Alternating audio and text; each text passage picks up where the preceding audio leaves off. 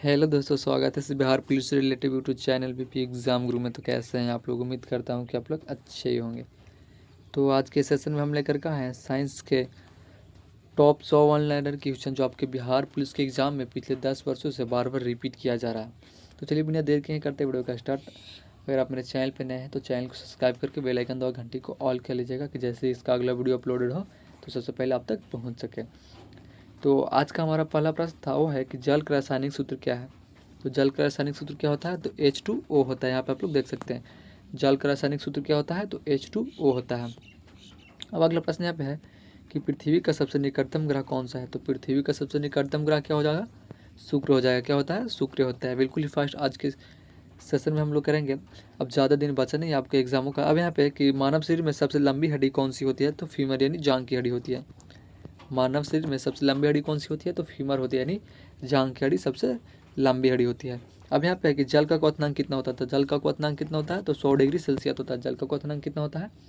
100 degree Celsius जल का क्वथनांक होता है। अब यहाँ पे अगला प्रश्न है, दूध में कौन सा विटामिन नहीं पाया जाता है? दूध में कौन सा विटामिन नहीं पाया जाता है?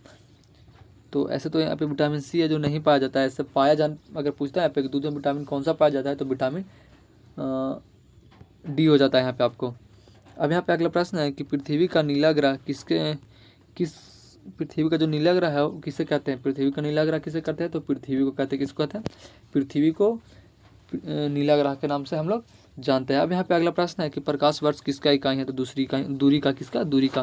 प्रकाश वर्ष किसका इकाई है? तो दूरी का हो जाएगा, जो आपको यहाँ पे दिख रहा होगा। अब यहाँ पे है, अब यहाँ पे अगला प्रश्न है कि दही में कौन सा अम्ल पाया जाता है? तो लैक्टिक अम्ल पाया जाता है। कौन सा अम्ल? लैक्टिक अम्ल पाया जाता है। दही में कौन सा अम्ल पाया जाता है?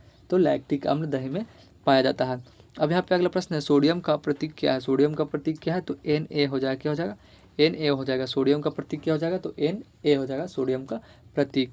अब यहाँ पे अगला प्रश्न है, हाइड्रोजन का सबसे हल्का तत्व कौन सा है? हाइड्रोजन का सबसे हल्का तत्व कौन सा हो जाएगा? तो हाइड्रोजन हो जाएगा। हाइड्रोजन का सबसे हल्का तत्व तो हाइड्रोजन ही हो जाएगा। यहाँ पे आप लोग देख सकते हैं। अब यहाँ पे अगला प्रश्न है कि मनुष्य के शरीर में रक्त का रंग लाल क्यों होता है? जो मनुष्य का शरीर है उसको में मनुष्य के शरीर में रक्त का जो लाल रंग होता है किसके कारण होता है? तो हीमोग्लोबिन के कारण होता है। किसको कारण? हीमोग्लोबिन के कारण मनुष्य का शरीर जो है, मनुष्य के शरीर में जो रक्त होता है वो लाल होता है। तो किसके कारण होता है? तो हीमोग्लोबिन के कारण होता है वो। अब यहाँ पे अगला प्रश्न है कि डीएनए की खोज किसने की थी? तो वाटसन और ब्रिक ने किया था। वाटसन और ब्रिक ने किया था। डीएनए की खोज किसने किया था? तो वाटसन और ब्रिक ने डीएनए का खोज किया था। अब यहाँ पे अगला प्रश्न है, सूर्य का सबसे बाहरी परत कौन सी होगा? तो कोरोना हो जाएगा। क्या हो जाएगा? कोरोना हो जाएगा। सूर्य का सबसे बाहरी परत कौन सा होता है? तो कोरोना हो जाता है। बिल्कुल ही मोस्ट इंपॉर्टेंट क्वेश्चन आज के सेशन में हम लोग कर रहे हैं। अब यहाँ पे कि सबसे तेज चलने वाली ऊर्जा कौन सी होती है? तो प्रकाश ऊर्जा हो जाएगी। क्या हो जाएगी? प्रकाश ऊर्जा हो जाएगी। सबसे तेज चलने वाली ऊर्जा कौन सी होती है? तो प्रकाश ऊर्जा होती है। अगर आपने अब तक मेरे चैनल को सब्सक्राइब नहीं किया तो प्लीज़ चैनल को सब्सक्राइब करके मेरे चैनल से जुड़ जाइए। मेरे यूट्यूब चैनल पर Bihar and Bihar police related video uploaded होते रहते हैं। अब यहाँ पे प्रश्न है कि जल में घुलनशील विटामिन कौन है? जल में घुलनशील विटामिन कौन से हैं? तो बी और सी हो जाएंगे। बी गलत क्वेश्चन यहाँ पे है। अब यहाँ पे अगला प्रश्न है कि पाचन क्रिया कहाँ से होती है? तो मुख्य से। कहाँ से होती है? मुख्य से। अब यहाँ पे अगला प्रश्न है कि रक्त समूह की खोज किसने की थी? तो कॉलर लैड स्टीनर ने किया था। रक्त समूह की खोज किसने किया था? तो कॉलर रेड स्टीनर ने किया था। यहाँ पे आप लोग देख सकते हैं। अब यहाँ पे प्रश्न है कि वायुमंडल की सबसे निचली परत कौन सी होती है? वायुमंडल की सबसे निचली परत कौन सी होती है? तो क्षोभ मंडल हो जाएगा। क्या हो जाएगा? क्षोभ मंडल हो जाएगा। अब यहाँ पे अगला प्रश्न है कि बल की इकाई क्या है? तो न्यूटन हो जाएगा। क्या हो जाएगा? न्यूटन हो जाएगा। बल की इकाई क्या होगा? तो न्यूटन हो जाएगा। अब है कि मानव शरीर में कुल कितने अड़े होते हैं? तो 206 होता है। मानव शरीर में कितने अड़े होते हैं? 206 होते हैं। अब यहाँ पे है कि मनुष्य के शरीर का तापमान कितना होता है? मनुष्य के शरीर का तापमान कितना होता है? 37 डिग्री सेल्सियस से 98.8 डिग्री फ़ारेनहाइट तक, जो यहाँ पे आप लोग देख सकते हैं। अब यहाँ पे अगला प्रश्न है कि वाष्पीकरण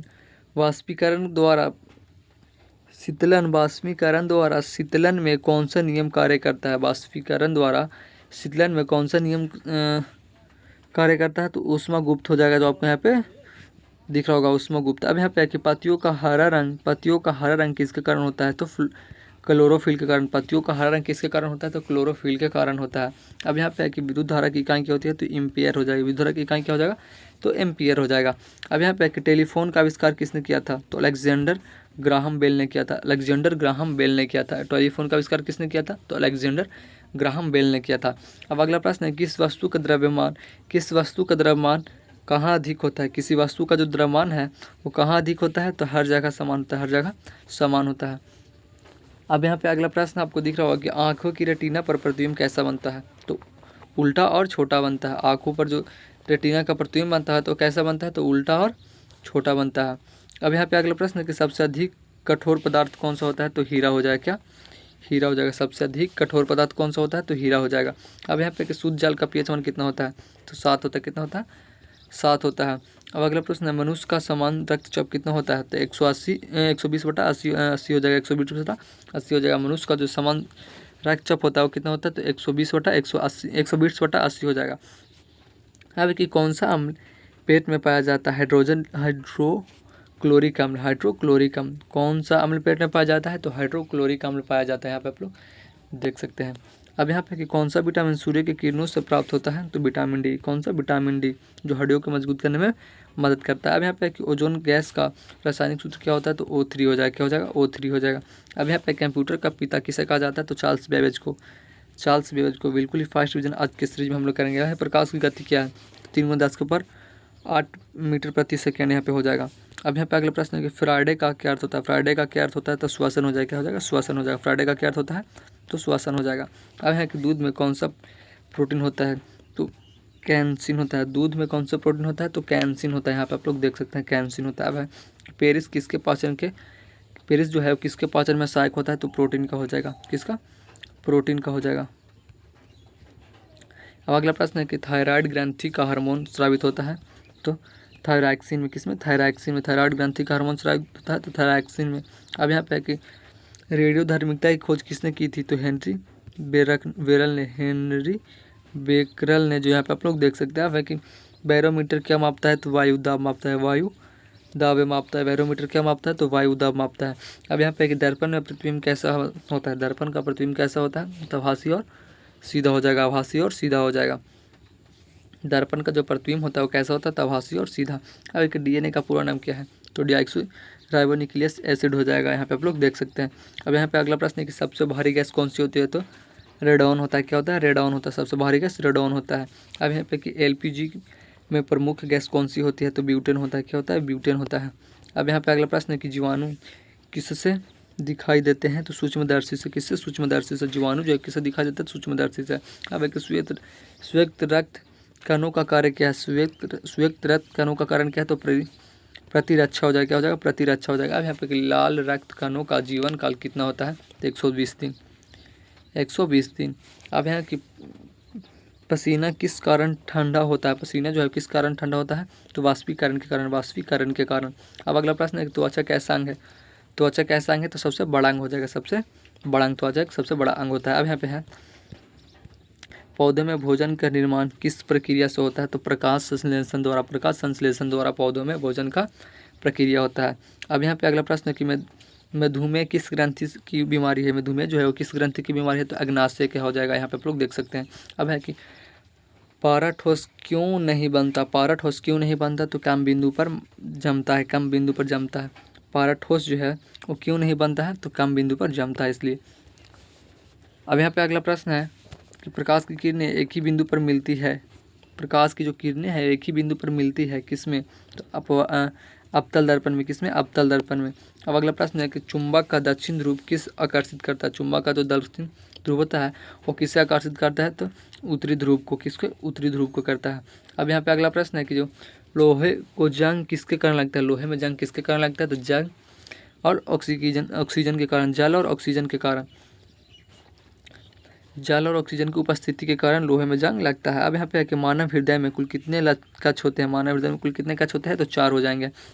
अब यहाँ पे रक्त में ऑक्सीजन ले जाने का कार्य कौन करता है? रक्त में ऑक्सीजन ले जाने का कार्य कौन करता है? तो हीमोग्लोबिन करता है। अब यहाँ पे है कि ध्वनि तरंग किस माध्यम में सबसे तेज चलती है? ध्वनि तरंग जो है वो सबसे तेज कौन से माध्यम में चलती है? तो ठोस माध्यम में। कौन से? ठोस माध्यम में चलती है। ठोस माध्यम में। अब यहाँ पे कौन सा तत्व गैस और धातु दोनों का गुण रखता है? ऐसा कौन सा तत्व है जो धातु और गैस दोनों का गुण रखता है? तो हाइड्रोजन हो जाएगा। कौन? हाइड्रोजन हो जाएगा। अब है कि श्वसन क्रिया में कौन सा श्वसन क्रिया में कौन गैस ग्रहण की जाती है? श्वसन क्रिया में कौन गैस ग्रहण कर जाते हैं? तो ऑक्सीजन। ऑक्सीजन। अब मनुष्य के दो आँखों का मुख्य लाभ क्या है? मनुष्य के दो आँखों का मुख्य लाभ क्या है? त्रिवम दृष्टि। त्रिवम दृष्टि 3D वर्जन यहाँ पे आप लोग देख सकते हैं। अब यहाँ पे सर्वप्रथम कोशिका की खोज किसने की थी? तो रॉबर्ट हुक ने किया था। कब किया था? तो 1665 ईस्वी में किया था। ये मृत कोशिका की खोज किए थे रॉबर्ट हुक ने। अब यहाँ पे अगला प्रश्न है कि तराजू किस सिद्धांत पर काम करता है? तो न्याय संतुलन पर। न्याय संतुलन पे। अब यहाँ पे कि प्रकाश का अपवर्तन किस पर निर्भर करता है? तो माध्यम के घनत्व पर। माध्यम के घनत्व पर। अब है कि पेनिसिलिन दावा किससे प्राप्त होती है? तो फफूंदी से। किससे? फफूंदी से। अब अगला प्रश्न है मलेरिया किसके कारण होता है?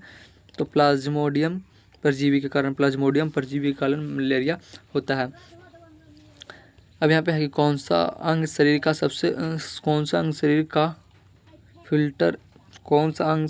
फिल्टर है? तो यकृत हो जाएगा।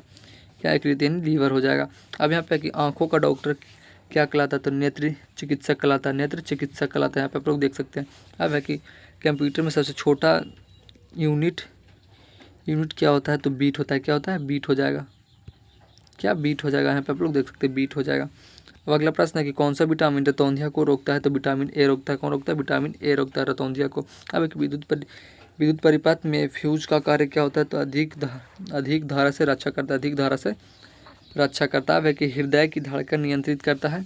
तो साइनोएट्रियल नोड जो यहाँ पे आप लोग देख सकते हैं। अब अगला प्रश्न है कि आँखों का कौन सा भाग रंग पहचानता है? आँखों का कौन सा भाग रंग पहचानता है? तो कौन सेल्स। अब यहाँ पे मनुष्य का मस्तिष्क कौन से तरल में तैरता है? मनुष्य का जो मस्तिष्क होता है वो कौन से तरल में तैरता है? तो सेरेब्रापाइनल्स द्रव यहाँ पे आप लोग देख सकते हैं। अब अगला प्रश्न यहाँ पे रासायनिक परिवर्तन का उदाहरण क्या होता है? तो लोहे में जंग लगना होता है। लोहे का जंग लगना होता है। अब यहाँ पे कौन सी धातु तरल अवस्था में होती है? तो पारा हो जाएगी। क्या हो जाएगा? पारा हो जाएगी। अब यहाँ डीएनए और आरएनए किसके अणु होते हैं? तो न्यूक्लिक एसिड का यहाँ पे आप लोग देख सकते हैं। न्यूक्लिक अम्ल एसिड का यानी दाब। यहाँ पे दाब का ऐसे इकाई क्या होता है? तो पास्कल हो जाएगा। क्या हो जाएगा? पास्कल हो जाएगा। शरीर में सबसे छोटी हड्डी कौन सी होती है? तो अस्टेपिस हो जाएगी। क्या हो जाएगी? अस्टेपिस हो जाएगी यानी कान में। अब यहाँ पे कि विटामिन के का कार्य क्या होता है? तो रक्त का थक्का बनाना होता है। रक्त का थक्का बनाना होता है। आज के लिए इतना काफ़ी, फिर मिलता है अगले वीडियो के साथ। तब तक के लिए जय हिंद जय भारत।